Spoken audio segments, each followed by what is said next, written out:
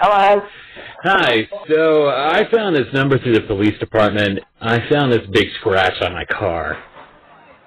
Yeah, well, you've already called me before. Yeah, I asked the grocery store for their camera footage, you know I found your plate, talked to the police, so I would hope that you pay me back. To file a false police report.